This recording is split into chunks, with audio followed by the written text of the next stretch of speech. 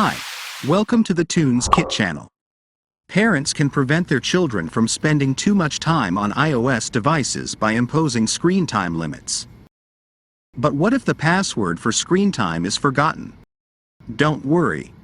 I'll show you how to solve it. Tunes Kit iPhone Unlocker is recommended here. I'll leave the link in the description below in case you want to download it. First of all, download and install the Tunes Kit iPhone Unlocker on your computer. Select the Unlock Screen Time Passcode option and hit Start. Then, connect your iPad to the computer. Then, Tunes Kit iPhone Unlocker will start to remove the screen time restriction on your iPad.